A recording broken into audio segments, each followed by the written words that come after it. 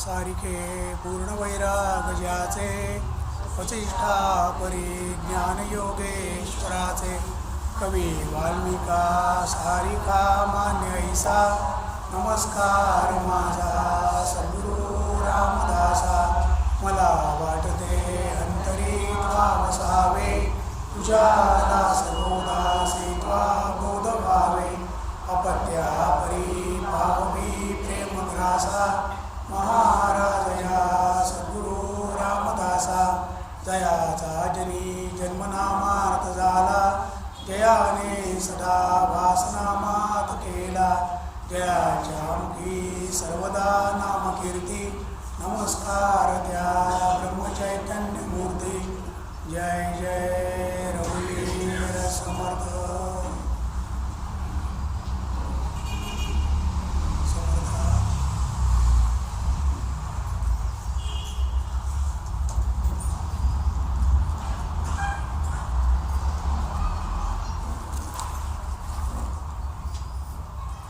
आपलं चौथं सत्र आणि शेवटचं अवघड काळ होता तो सीमाताईंनी खूप छानपणे फिरून काढला. त्याच्यावेळी मी त्याला थोडा निर्धास्त आहे, पण एक असं की शेवटचं सत्र कंटाळा कधी ते संपेल, पण कंटाळा नाही देण्याचा प्रयत्न आहे. बघूया कसं होतं आहे, कसं आपण विचार करूया. सगळ्यांनी पण विचार करायचा आहे. ज्यावेळेला आपलं शिबिर इकडे होणार म्हणजे सरस्वती शाळेमध्ये दरवर्षी आपलं इथे होत नाही, घंटाळीला होतं, पण इकडे रेन्युशन चालू म्हणून आपण इकडे आलो. पण ही शाळा ज्याला बघितली आणि शाळेचं नाव समजलं खूप छान वाटलं. आणि आम्ही ज्याला बघायला आलो तर शाळेतले संस्कार आणि एकंदरीत सगळ्या गोष्टी बघितल्यानंतर मला एक गाणं आठवलं.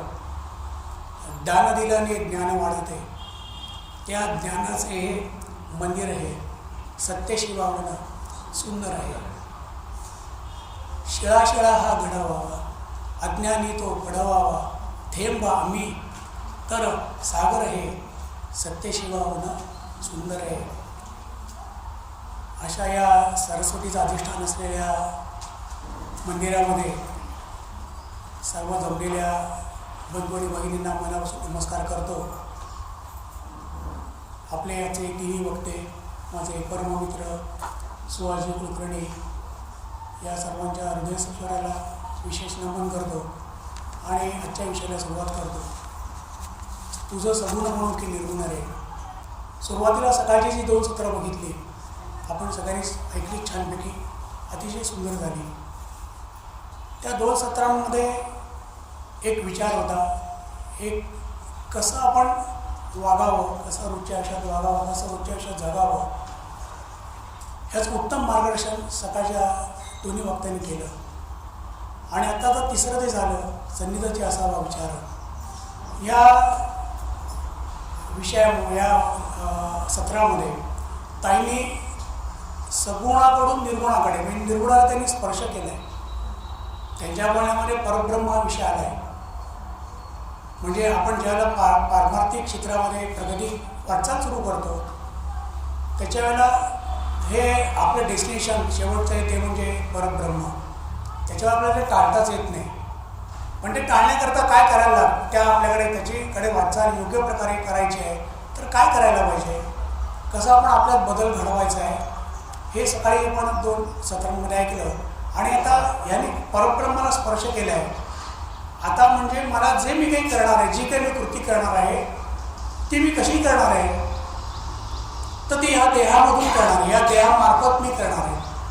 माझ्या आयुष्यात घडणारा प्रत्येक कर्म किंवा जे काही मी कर्म करतो ते ह्या देहाशिवाय होऊच शकत नाही. म्हणजे मग हा देहाच्या मार्गाने मला मगाशी सांगितलं की देह साधन आहे. या साधनेच्या साहाय्याने माझं जे अंतिम ध्येय जे आहे ते निर्गुण आहे, त्याच्यापर्यंत मला जायचं आहे. हे तर पक्क सगळ्यांचं आपलं मत आहे. मोठं आपण इकडे एकत्र जमलो, मोठं आपण दासबोधाचा अभ्यास करतो, मोठं आपण वेगळ्या वेगळ्या ग्रंथांचा अभ्यास करतो. हे तर सगळ्यांना मान्यच करायला लागेल. उगाच गंमत म्हणून आपण अभ्यास करत नाही. कुठल्याही ग्रंथाचं ते अंतिम ध्येय आहे, गंतव्यस्थान जे आहे ते परब्रह्म आहे. आता सकाळी ताई म्हणाल्या, आपल्या माधवीताई म्हणाल्या परब्रह्म माया म्हटलं की आपल्याला पोटात गोळा येतो. आणि नंतरच्या सत्रामध्ये परब्रह्माला स्पर्श केला. म्हणजे जसं काय आपण म्हणतो, लहान मुलांना आपण सायकल चालवतो, सायकल चालवायला शिकवतो, तर तुम्ही पण शिकवली असेल. सीट मागची धरतो, अरे तू पडत नाही सर, जा तू जा, धाव मी आहे तुझ्याबरोबर. सीट आपण धरतोच ना. त्याला सांगितलं जर तू पडलास चालवताना, जर तू धडपडलास पडलासच तर तो सायकल कधी शिकेल का? पोहताना तुझ्या नाकातोंडात पाणी 100% जाणार आहे, असं जर सांगितलं तर पोहायला शिकेल का? तो म्हणाल पोहणं गेल्या खड्ड्यात, मला नको बाबा, काय पोहायची वगैरे काही गरज नाही.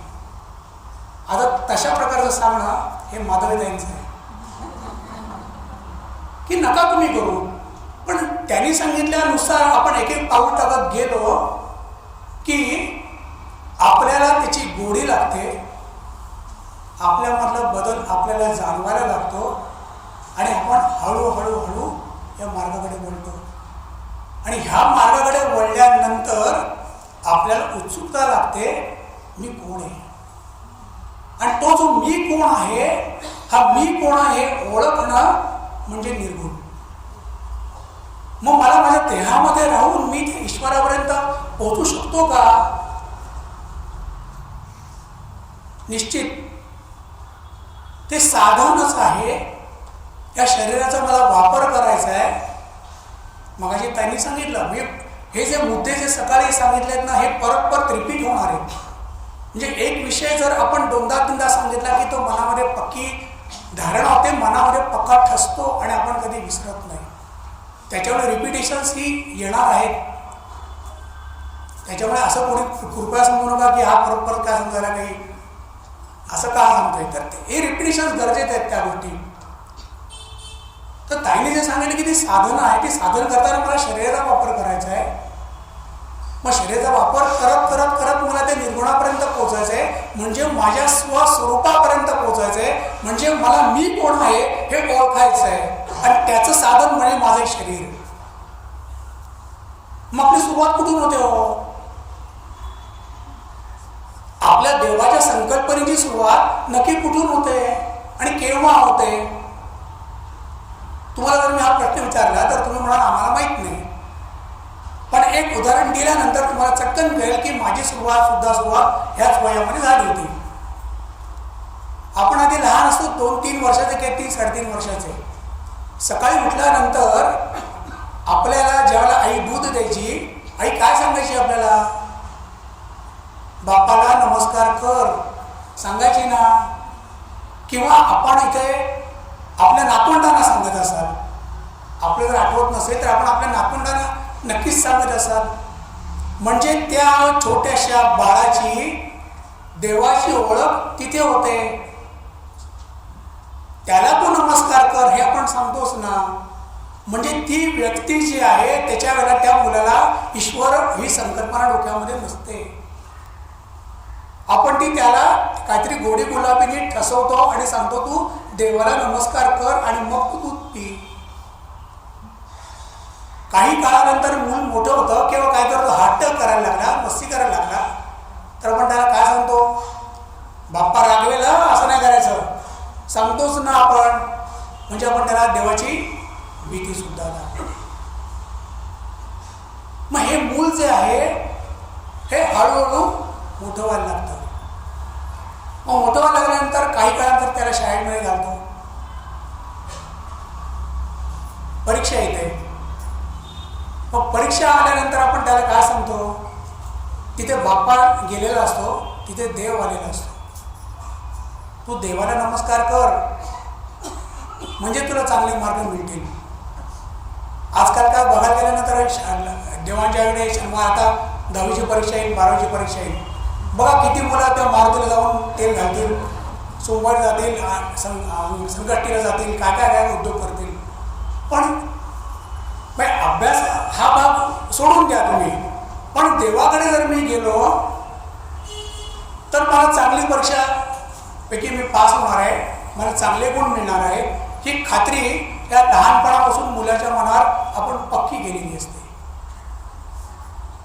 म्हणजे आपण ही पक्की करतो म्हणजे ती जी आपली जी कृती जी आहे ही कशामधून होते, तर ती सगुणामधून होते. आपला देह कसा आहे, तर सगुण आहे. मग सगुण म्हणजे नक्की काय हो, तर त्रिगुण सत्व रजतम आणि पंचमहाभूत, पृथ्वी आप तेज वायू आकाश पंचमहाभूत आहे. ह्या तिघांचं सगळ्यांचं मिश्रण म्हणजे त्याला म्हणायचं अष्टधा प्रकृती. मग ही अष्टधा प्रकृतीपासून ज्या ज्या गोष्टी निर्माण झालेल्या आहेत माझ्या शरीराच्या व्यतिरिक्त, आणि जे जे मला दिसतंय किंवा जे मला दिसत नाही ते सूक्ष्म आहे, पण एका ठराविक जर मशिनरीने मी त्या गोष्टी बघू शकतो, जे जे मी बघू शकतोय त्याला म्हणायचं सगुण, गुणासहित.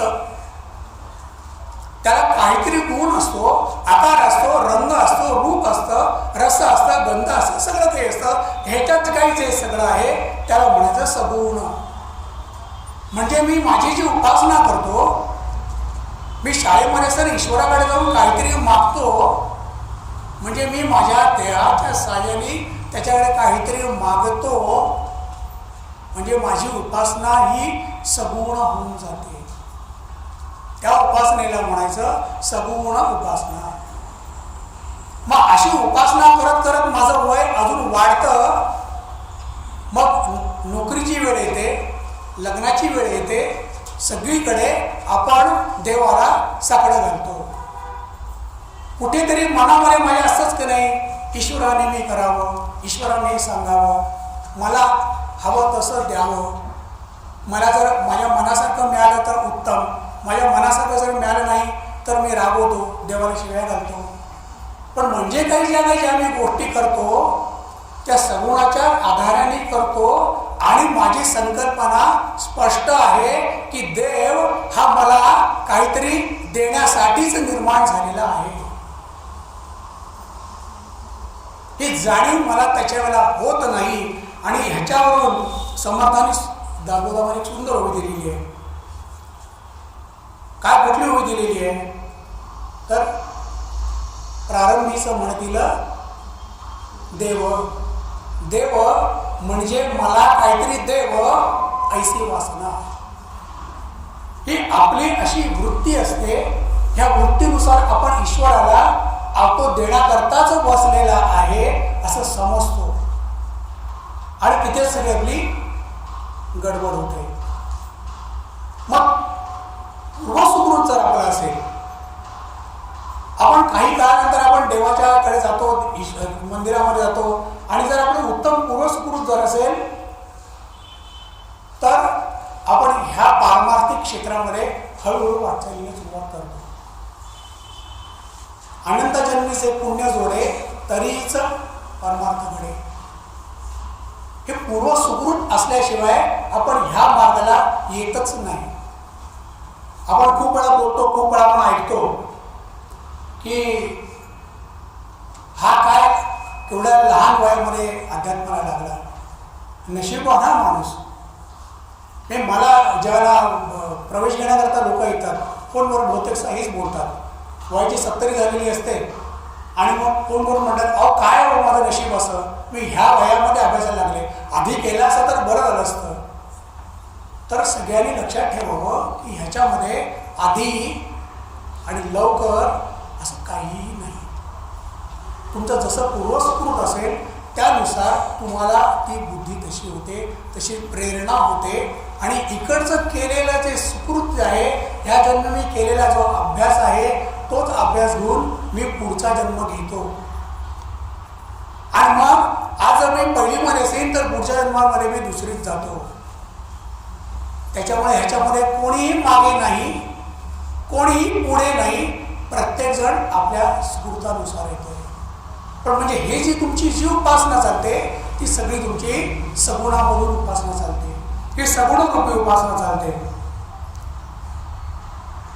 आता आपण जे करत आहोत ते काय करतोय, तर दासबोधाचा अभ्यास करतोय, आपण ग्रंथराज दासबोधाचा अभ्यास करतोय. काही जण वेगळा अभ्यास करतात, काही गीता परिवाराचा अभ्यास करतात, अनेक प्रकारचे अभ्यास आहेत. सुपूर्तानुसार तो त्या क्षेत्रात कार्यरत होतो. आपण दासबोधाचा पण अभ्यास करणार आहोत. आपल्या सुपूर्तानुसार दासबोध आपल्या हातात आलेला आहे आणि त्यानुसार आपण अभ्यासाला सुरुवात करतो. आपण अभ्यासाला सुरुवात केलेली आहे. आता हा अभ्यास करताना काही काळ जातो, काही वर्ष जातात आणि तो ग्रंथ मला समजला, सोपा आहे असं मला वाटायला लागतं. आणि मग त्या ग्रंथातलं तत्वज्ञान जे आहे, समर्थाने जे सांगायचं आहे त्याचा मला पूर्ण विसर पडतो आणि मग माझी गाडी वेगळ्या ट्रॅकवर जाते. मला प्रवचनकार म्हणून मला म्हणून त्याला आवडायला लागतं, मला हा छान बोलतो म्हणून आवडायला लागतं, मला अमुक अमुक पद ह्या संस्थेमध्ये भूषवायला भेटून मला ते आवडायला लागतं आणि ह्याच्या मागे मी घसरतो. त्या उपाधी आहेत ह्याच्यामुळे मला भान राहत नाही आणि दासबोध बाजूला पडतो.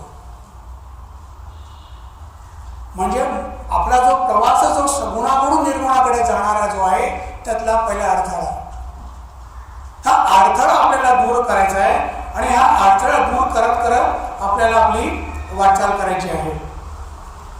आता ह्या प्रवासामध्ये मला फक्त देवच हवा. आज मी हा अभ्यास केलाय, मध्ये देवाबद्दलची उत्सुकता काय आहे, ईश्वर नक्की कसा आहे, अशी उत्सुकता वाटणारी मंडळी सुद्धा आहेत बरं का. मग ती त्या दृष्टिकोनातून आपला अभ्यास सुरू करतात आणि त्या दृष्टिकोनामध्ये जाता जाता जाता मला एक ओवी येते.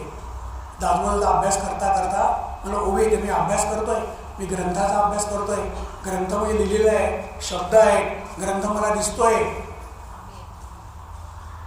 म्हणजे मी त्या सगुणाचा अभ्यास करतोय, सगुण वापरतोय अभ्यासासाठी. माध्यम काय माझं सगुण आहे हे तर मान्य आहे सगळ्यांना. ग्रंथ मला दिसतोय म्हणजे तो सगुण आहे. आणि ती ओवी वाचता वाचता एक ओवी माझ्या लक्षात येते, समोर दृष्टीच पडते. अरे जे झालेची नाही त्याची वार्ता पुससे काही, तथापि सांगो जेणे काही संशय मुळे. अरे जे झालेलंच नाही त्याचा कसला तो प्रश्न आहे, कसला अभ्यास करतोस तू, कसला विचार करतोस. हे दृश्य जग समोर तुला दिसतंय आणि मग कशासाठी त्याच्या मागे लागतोस.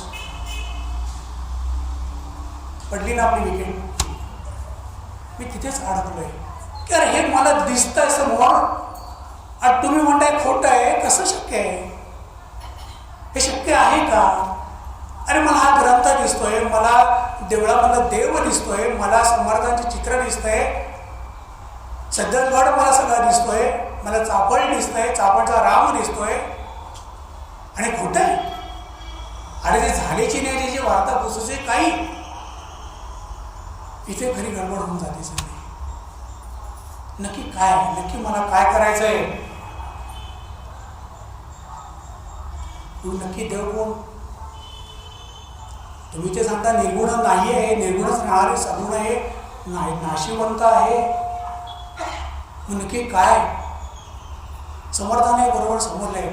समर्थ सांगतात मानस श्लोकामध्ये, जया मानला देव तो पूजित आहे, परी देव शोधून कोणी न पाहे. जनी दे पाहता देव कोट्यान कोटी, जया मानली भक्ती त्याची मोठी. होता आपलं असं. प्रत्येकाचे देव वेगळे, प्रत्येकाचं उपास्य दैवत वेगळं आहे. आपल्या संप्रदायांमध्ये वाद आहेत, संप्रदायांमध्ये भांडण आहे. माझा संप्रदाय मोठा का तुमचा संप्रदाय मोठा. पण समर्थ काय सांगतात की खरा देव कोणी शोधूनच बघत नाही आहे. परिदेव शोधून कोणी न पाहिजे. म्हणजे मी फक्त उपासना करतो आणि मी ह्या संप्रदायामध्ये अडकतो, ह्या अभ्यासामध्ये अडकतो, पण माझा प्रवास त्या ईश्वरापर्यंत होतच नाही. तिन्ही लोक जेथून निर्माण झाले तया देवराशी कोणी न बोले, जगी थोरला तो देव चोरला असे, गुरु विणतो सर्वदा न दिसे. समर्थ ह्या देवाला चोरलंय म्हणून म्हणतात. का देवाला चोरलंय म्हणून म्हणतात? कारण मी त्या खऱ्या देवाला मी विसरूनच गेलेलो आहे.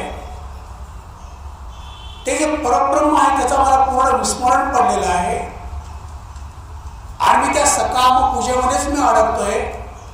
मी त्या सगुणाच्या पूजेमध्येच मी अडकतोय, देव म्हणजे मला काहीतरी देव ह्याच्यामध्येच मी अडकतोय, मग कसा मला खरा देव मिळणार आहे, कसा मला थोरला देव प्राप्त होणार आहे, हा प्रश्न मनामध्ये पडतो.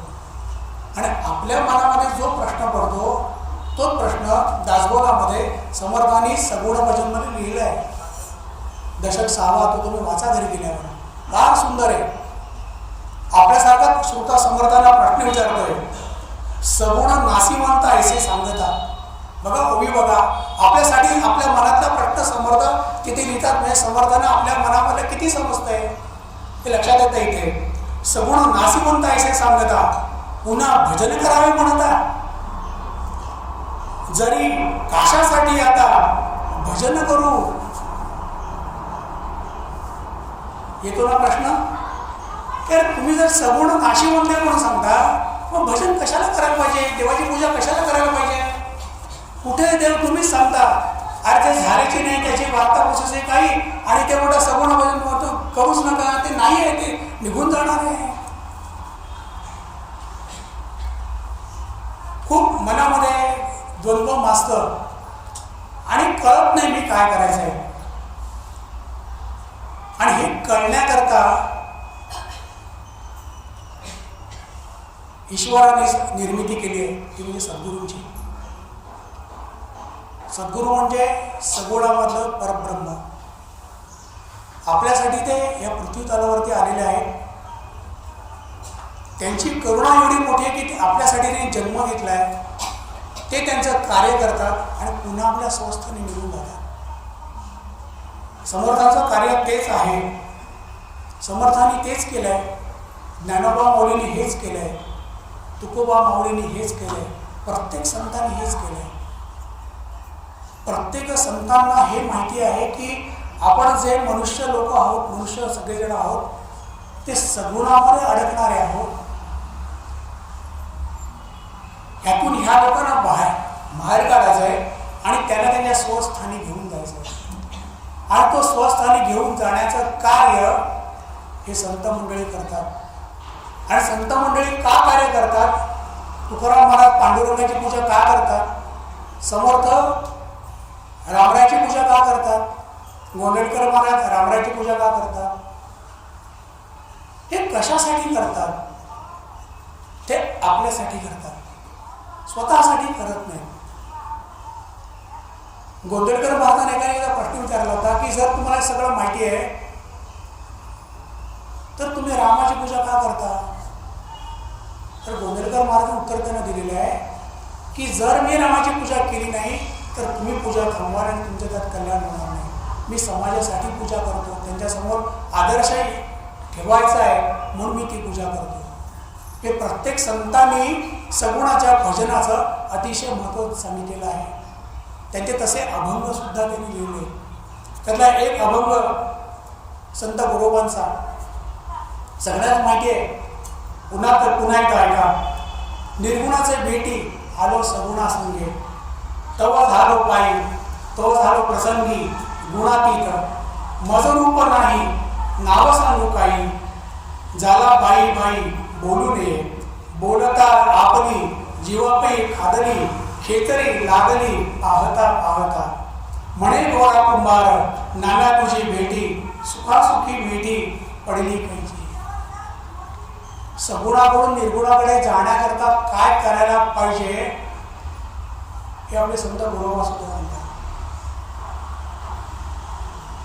आपले समर्थ काय सांगतात, सगुणाचे नि आधारे निर्गुण पाविजे निर्धारे, सारा सार विचार संत समजे.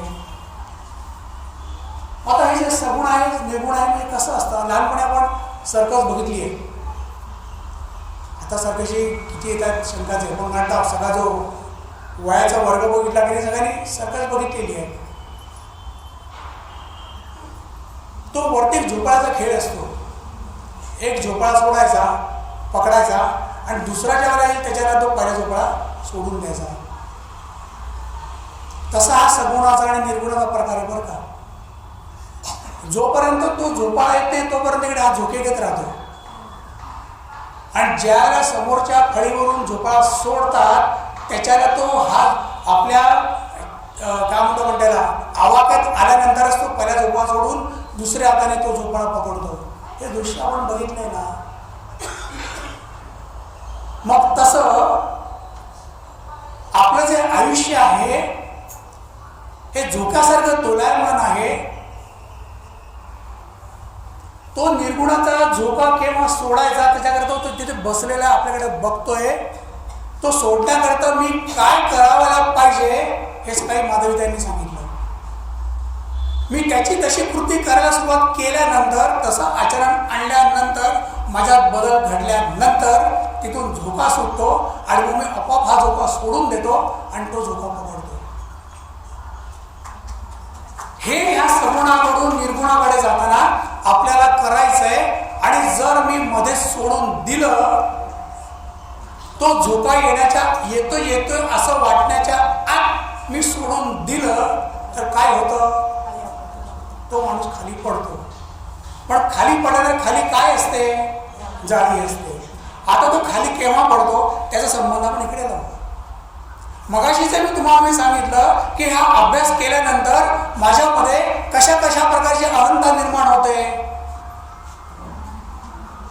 हे सांगितलं ना. म्हणजे ती अहंता ज्यावेळेला माझ्या मनामध्ये निर्माण होते त्याच्या वेळेला माझा जो वरचा प्रवास असतो तो खाली येतो आणि मी खाली पडतो. पण आपले सद्गुरू एवढे दयाळू आहेत ते आपल्याला पडून देत नाहीत, आपल्याला झेलतात. असे सद्गुरू आपल्याला झेलायला तयार आहे. म्हणजे आपले समर्थ आपल्याला असे झेलायला तयार आहे. मग आपण त्याचं ऐकायला हवं ना. आपण रोज अभ्यास करायला हवा ना.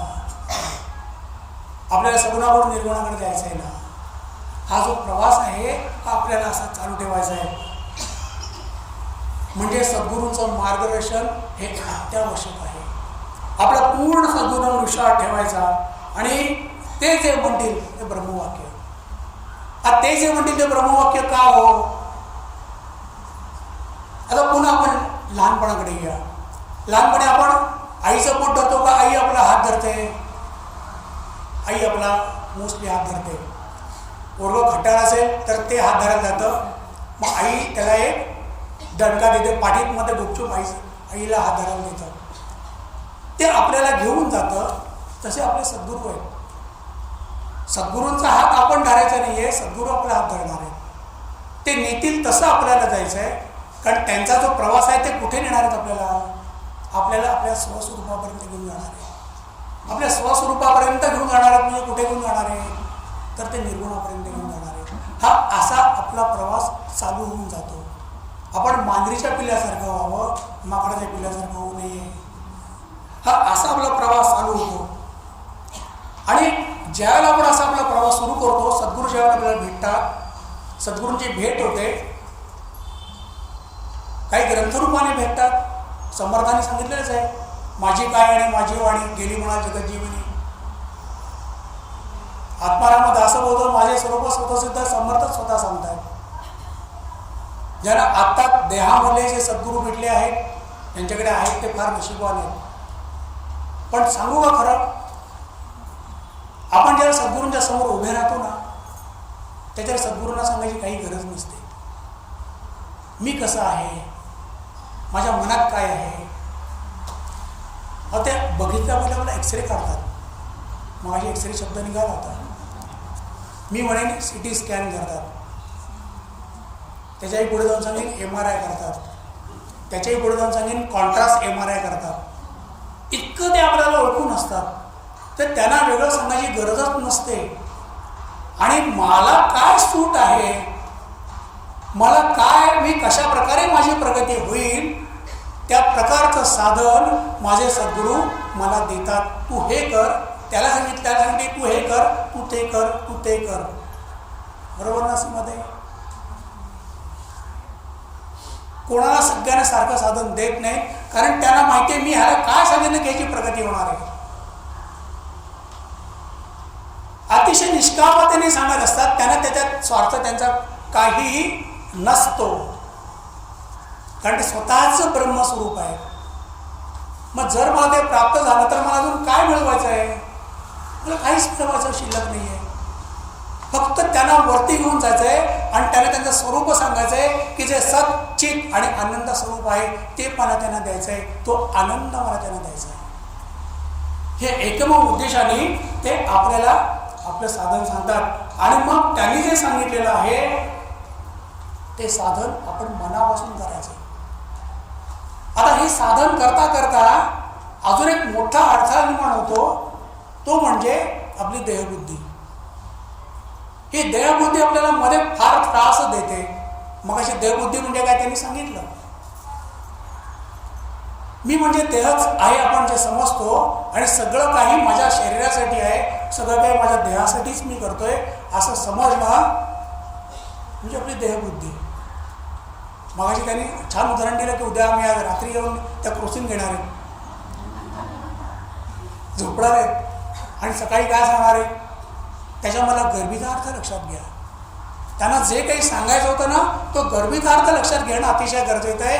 त्या गर्भितार्थ घेतल्यानंतर असं कळतं की हा देह म्हणजे मी नाही आहे, पण त्या देहामध्ये जे घबाड आहे ना तोच म्हणजे मी आहे.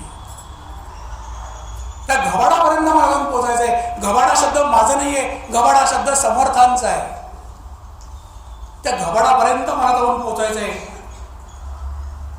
मग कसं पोचणार, कसं करणार. तर काट्याने काटा काढतो, विषाने विष मारतो. तशा काही गोष्टी आपल्याला मनाला जबरदस्तीने कराव्या लागतात. समर्थ म्हणतात मनाच्या तोडून गोडी श्रवणी वैसावे आवडी. मला झोप आली तरी चालेल, हसतात बघा. पण मी 2 वाजताचं सत्र डोळे मिळून ऐकणार आणि कंटाळा आला तरी चालेल. 3 वाजता सत्र मी बघणार आणि मग घरी जाणार. मनाच्या तोडून ओढी श्रवणी वैसावे आवडी. हे मनाला जबरदस्ती करावी लागते, त्याच्याशिवाय मन आपलं ऐकत नाही. इतके वाजता 7 वाजता माझी अमुक सिरियल चालू होते, मग ते दाबो नंतर वाचूया असं करून चालत नाही. त्या सिरियलपासून मन खेचून घ्यायला लागतं. त्या सिरियलवाल्यांना काय मिळणार आहे? पैसे मिळणार आहे, काहीतरी मिळणार आहे त्यांना. आणि मला काय मिळणार आहे? त्यांची जी दुःख आहेत ना भांडणं ती मला मिळणार आहे. आणि त्याच्यावर मी विचार करत बसणार आहे दाबो करायला बाजूला. म्हणून मनाच्या तोडून ओढी श्रवणी वैसावे आवडी. या गोष्टी आपल्याला कराव्याच लागतात आणि सगळं सद्गुरूंमुळे अशाला सोपं. जर माझ्या मनामध्ये अशा गोष्टी येत असतील, माझं लक्ष लागत नसेल, तर सद्गुरूंना सांगा ना. अति आपली माऊली आहे ना, ऐकणार नाही का होते. सद्गुरूंना संपूर्ण शरणागती, अगदी प्रत्येक गोष्ट सांगा तुम्ही त्यांना. अगदी मला TV सिरियल बघाशी वाटते हे सुद्धा सांगा, काही हरकत नाही. मी जर सांगितलं नाही तर त्यांना कळणार नाही का हो? मगाशीच म्हटलं तुम्हाला त्यांना कळणार नाहीये का हो? त्यांना सगळं कळणार आहे, पण मला कबूल करून सांगणं हे जास्त महत्वाचं नाहीये का? माझं ध्येय काय आहे? माझं ध्येय मी विसरता कामा नये. मी ज्याला हा अभ्यासाला सुरुवात करतो त्याच्याला माझं ध्येय काय आहे? त्या ध्येयापासून मला ढळायचं नाहीये, त्या ध्येयापर्यंत मला जाऊन पोचायचं आहे. म्हणून आपण आपलं सातत्य ठेवणं गरजेचं आहे. समर्थ काय सांगतात? आहे तरी सुगम परी झालासी दुर्गम, का जयाचे चुकले वर्म सत्समागमाकडे. मग अशी परत हा विषय झाला, मी म्हणतो रिपिटेशन होईल. काही म्हणाल्या सत्संग फार अवघड आहे. बरोबर आहे त्यांचं म्हणणं. समर्थ कसं सांगतात बघा, काय आहे तरी सुगम परी जनासी झाला दुर्गम. पहिलं जे चरण आहे ना ते समर्थांचं चरण आहे. आणि तिसरं दुसरं तिसरं चौथं चरण जे आहे ना त्याच्यावरती ताईने भाष्य केलं आहे. परी झाला जनासी दुर्गम, का जयाचे चुकले वर्म सत्समागमाकडे. सोपाय हो, पण ज्याला महत्व द्यायचं नाही त्यालाच आपण महत्त्व देतो. ज्या गोष्टीत अडकायचं नाही त्याच गोष्टीत अडकतो. जे करू नये ते करतो, जे खाऊ नये ते खातो. आता तुम्हाला पहिली ओळख खरी कशी सांगतो तुम्हाला, ह्या ज्या गोष्टी ज्या आहेत ह्या समर्थाने केल्या होत्या का हो? म्हणून समर्थ म्हणत आहे परी सुगम. मग समर्थांना कळलं अर मी काय लिहिलं, लोक तशी नाही आहेत. दुसरा तिसरा चौथा चरण लिहिला असा. आता पाण्यामध्ये पण भिक्षा मागायची तुम्हाला माहिती आहे. पाण्यामध्ये सगळी भिक्षा कापडामध्ये बांधलेली, सगळे त्यातलं मीठ मसाला सगळं काढून टाकायचं आणि उरलेली भिक्षा खायचे. त्याचे सुद्धा 4 भाग करायचे. म्हणजे त्यांची तेवढी तयारी आहे ना. आणि तुमची ज्याला तेवढी तयारी होईल त्याच्याला आहे परी सुगम होऊन जातो. पण मला तर होतच नाही. परिजनाशी झाला दुर्गम, का दुर्गम होतो? मग आता तो मला सुगम करून घ्यायचा आहे, त्याच्याकरता काही सोय आहे भाऊ? आहे ना सोय, निश्चित आहे. मग काय करायचं? एक थोडक्यात पटापट आपल्या ज्या कृती आहेत, दुर्गम का होतो? आता आपली पूजा करण्याची पद्धत मग अशी बराच वेळ झाले बोलून. परत एकदा, आपलं घर एवढा मोठा फ्लॅट असतो, 2 BHK 4 BHK 3 BHK असे वगैरे आपण घेतो. सगळं घर इंटिरियर छान करतो.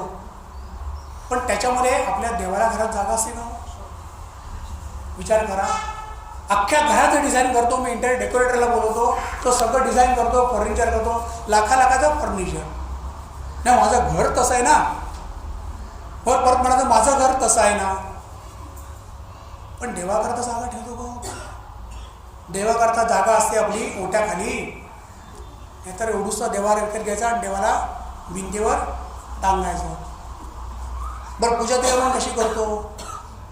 पूजा करताना तरी लक्ष असतं का आपलं? करा विचार. अहो त्या देवीच्या डोळ्यामध्ये हळद पिंजर जाते, विचार करतो का आपण? देवाला फूल कसं वाहतो आपण? जास्वंदीचं फूल वाहिल्यानंतर तर मजाच असते. हा गणपती असं एवढा, फूल असं एवढं, आणि आपण त्या डोक्याला घालतो. अहो तो बघणार कसं आपल्याकडे? करतो का रे एवढं? मग तुम्ही सांगा. हा विचार येतो का? अरे गणपती माझ्या समोर जर घ्यायला आपण हात आहे बाजूला करे तुझा हात म्हणतो का नाही? हा गणपती जर बोलायला लागला तर काय करेल तो? विचार करा, इमॅजिन करा तुम्ही. ह्या चुका नाही आहेत का आपल्या? अरे हा सगुण देव आहे, ह्या मूर्तीमध्ये देव आहे, हे आपण का नाही समजत? हा विचार फार गरजेचा आहे. माझ्या ऑफिसमध्ये एक जण होते, तर त्यांना घाई, माझी पूजा 5 मिनिटात. म्हणजे कशी काय? काही नाही रे, बेसिन आहे ना, धके देव दंड सोडतो, बेसिनवर खचर करायचंय, पडत पुसायचं, ठेवून द्यायचं, व्हायचं. अरे आहे काय नाही काय? तू कसल्या अर्धा तास लावतोस काय? ते समजत नाही. मी माझी गाडी बरोबर पकडतो. देव पावेल का होतं ना? मी आदेशोक्ती नाही करत, तुम्ही माझ्यावर उद्याला चला, तुम्हाला ती व्यक्ती दाखवत होती. होईल का सांगा मला तुम्ही? आता काय झालं, मागच्या महिन्यात काय झालं, मार्गशीर्ष मध्ये झाला ना. काय ते कुठली पूजा? लक्ष्मीची. कशा करता तो? धनासाठी ना. आणि जाताना त्या भैयाकडून सुकलेली संत्री, एवढंसं सफरचंद, ते टोपलीत ठेवलेले असतात. ते भय लोकांना बरोबर माहिती आहे, ते हेच घेणार. अहो धनलक्ष्मीची पूजा करताय, मग देवाला घेताना सरस भरभरून द्या ना देवाला. हा का नाही विचार आहेत माझ्या मनामध्ये? हा विचार मी का नाही करत? फक्त देव मला देण्याकरता आहे का? मी देवाला काय देतोय हा विचार पण का नाही करत? आणि मला तर देवा तू मला पाव म्हणजे पाव बिस्किट नाही पाव. ही आपली अशी अवस्था. ह्या चुका नाहीत का आपल्या? माझा प्रवास कुठून करायचा? माझा प्रवास कुठे मला घेऊन जायचा आहे? मला सगुणातून निर्गुणाकडे जायचं आहे ना. मग त्याच्यामध्ये ह्या काय गोष्टी मी आणतोय मध्ये? सगळ्या गडबडी होऊन जातात. तुमच्याकडे मला वाटतं मंदिरवर रस्त्यावर असतात बघा तुम्ही रस्त्यावर चालतो आपण त्याला. बाईकवाले बाईकवरून जाणारा माणूस कसा नमस्कार करतो ना. ट्रेनमधून जाताना लोक असे ट्रेनमधून बाहेर पुढे त्यांना ट्रेन मलोकट प्रवास करताना कुठे मंदिर दिसत काय होती मला काही ते कधी दिसत नाही.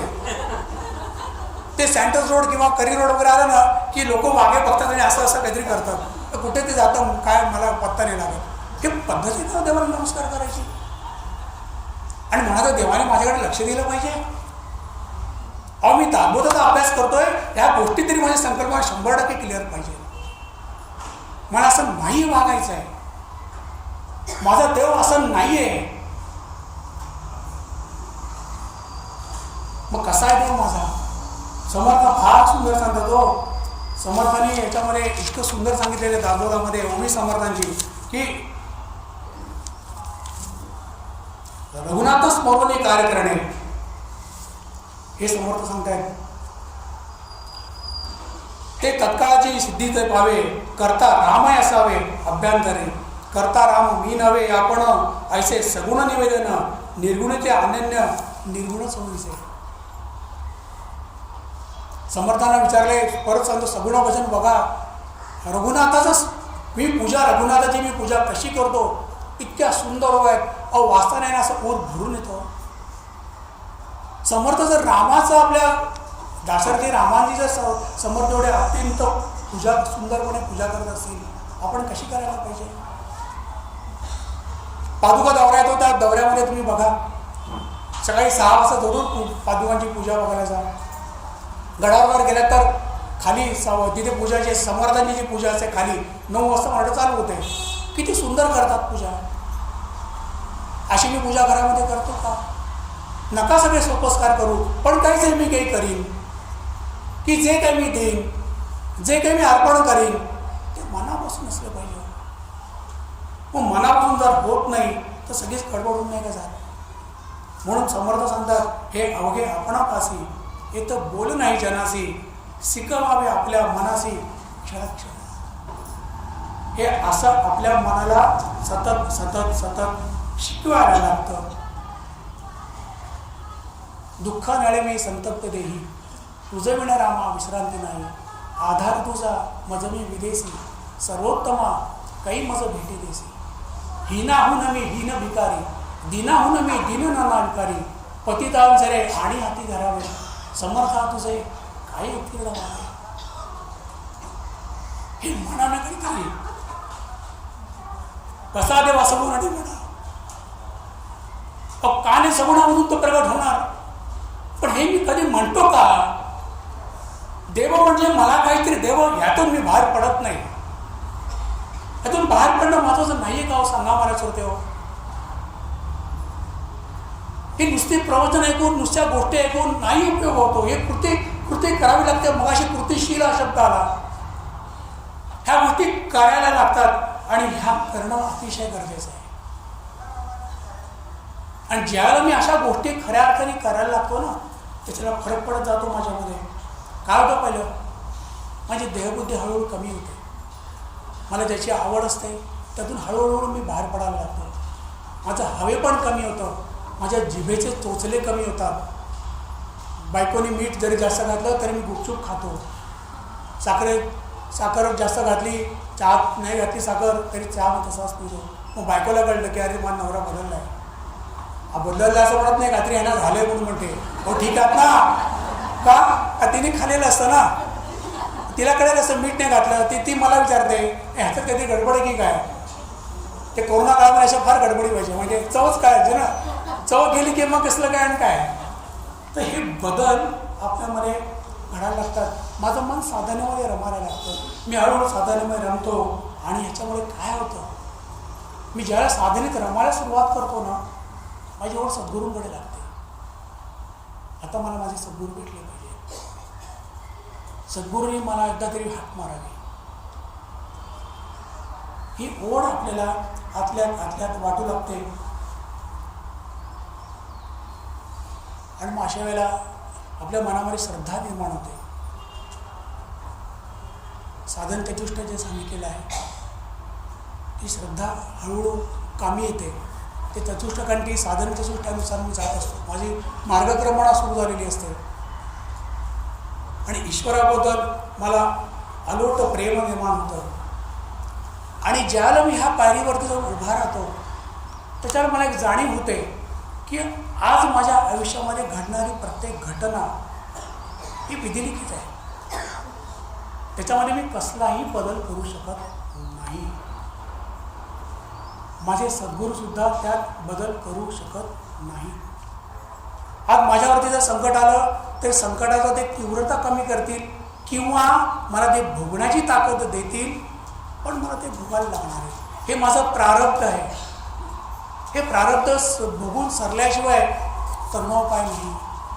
हे मला त्याच्या वेळेला हळूहळू असं मला समजायला लागतं. आणि मग माझ्यामध्ये जे मीपणा असतो तो हळूहळू नाहीसा व्हायला लागतो. हळूहळू तो गळून पडतो. मी पण त्यांचे पको फळापरी सहजपणाने गळले हो, जीवन त्यांना कळले हो, असं माझं फळ आपोआप पडतं खाली. आणि मग काय होतं, मी करतायसे म्हणसी तेणे तू कष्टी होसी, हे जे आहे ना हे बंद होतं. मी कष्टी होत नाही. राम करता म्हणसी पावसी, यश कीर्ती प्रताप, ह्या गोष्टी माझ्याकडे येतात, ह्या गोष्टी मला मिळतात. आणि या गोष्टी मला जरी मिळाल्या तरी मी त्या यश कीर्ती प्रतापामध्ये अडकत नाही की जो मी पूर्वी अडकत होतो. अशी आपली हळूहळू निरंतर प्रगती होत जाते. आणि त्यावेळेला मला माझ्या देहाची अशाश्वतता सुद्धा जाणवते. हा माझा देह अशाश्वत आहे, तो मला टाकायचा आहे. पण टाकेपर्यंत की मला देहाच्या साह्याने मला जे जे करता येईल ते मला करायचं आहे. मग जाणवतं आपल्याला देह आहे 2 दिवसांचा, आपण बहुत काळांचा आहे ना. असं देहाचे आपण थोडे ओळखीचा, देवासी त्रैलोक्य जाणे. मला जे वाटत असतं की मला सगळेजण ओळखतायत, तर तुला किती जण ओळखतायत, तुझ्या ठराविक समूहामध्येच ओळखतायत. अरे पण देवाला त्रैलोक्य जाणताय. ही अगोदरची जाणीव माझ्या नंतर परिवर्तनात होते की आता ईश्वरच मोठा आहे, ही मला जाणीव व्हायला लागते. आणि अशी जाणीव होते आणि मला माझ्यात बदल होतो. आणि असा माझ्यात बदल होत गेला आणि माझी मी साधना चालू ठेवली की ध्यानाची पराकाष्ठा होते. आणि ध्यानाची पराकाष्ठा निर्माण झाली की दिव्य प्रेम उत्पन्न होते, दिव्य शक्तीचा अनुभव येतो. आणि मग काय होऊन जातं, तो ज्यावेळेला मला अनुभव येतो त्याच्याला तो सकळ मिथ्या होऊन जाते. हे तो रामभजन कळो येते, दृश्य ज्ञानियांच्या मते स्वान जैसे. आता माझी बडबड पण थांबते. आता मला मी कोण आहे हे मला कळतं. जे ते दृश्य जगामध्ये मी इतके दिवस अडकलेला आहे तो मला समजून येतो. जगाचं मिथ्य पण मला समजायला लागतं. आणि माझं जे गुंतलेलं जे मन आहे ते हळूहळू त्यातून बाहेर पडतं. आणि ज्यावेळेला बाहेर पडतं त्याच्या वेळेला एक ना एक दिवस अचानकपणे आत्मनिवेदन होतं. आत्मनिवेदन म्हणजे तू आणि मी एकच, ईश्वर आणि मी एकच आहे, हे याची मला जाणीव होते. हा असा माझा प्रवास होत त्या आत्मनिवेदनापर्यंत मी जाऊन पोचतो. आणि आत्मनिवेदनापर्यंत मी जाऊन पोचल्यानंतर मला जाणीव होते की माझ्या मनामध्ये प्रश्न निर्माण होतो, तुझं सगुण मन केलं कुठे रे, तुझं सगुण म्हणू की निर्गुण रे, सगुण निर्गुण एक गोविंदू रे. अनुमाने ना श्रुती नेती म्हणती गोविंदू रे. तुझं स्थूळ म्हणू की सूक्ष्म रे, स्थूळ सूक्ष्म एके गोविंदू रे. तुझं आकार म्हणू की निराकारू रे, आकार निराकारू एक गोविंदू रे. तुझं दृश्य म्हणू की अदृश्य रे, दृश्य अदृश्य एक गोविंदू रे. तुझं व्यस्त म्हणू की तुझं व्यक्त म्हणू की अव्यक्तू रे, व्यक्त अव्यक्त एक गोविंदू रे. निवृत्ती प्रसादे ज्ञानदेव बोले, बापरुक्मा देवीवरू विठ्ठलू रे, विठ्ठलू रे. शेवटी ज्ञानोबा माऊलीने काय सांगितलंय, निवृत्ती त्यांच्या सद्गुरूचं नाव घेतलंय. मी असं सद्गुरूंचं नाव घेतलं म्हणजे सद्गुरूच आपल्याला तिथपर्यंत पोहोचवणार आहे. असा हा आपला प्रवास आहे, सगुणाकडून निर्गुणाकडे जाण्याचा. जाता जाता शेवटच्या रॅपिड फायर म्हणतो तसं एक रॅपिड टिप्स आपण बघूया आणि मी थांबतो. मी ज्यावेळेला हा प्रवास करतो माझी प्रगती का होत नाही हो. मी अभ्यास करतो, जप करतो, सगळे काही करतो. आम्ही जप करतो, खरंच जप करतो का हो?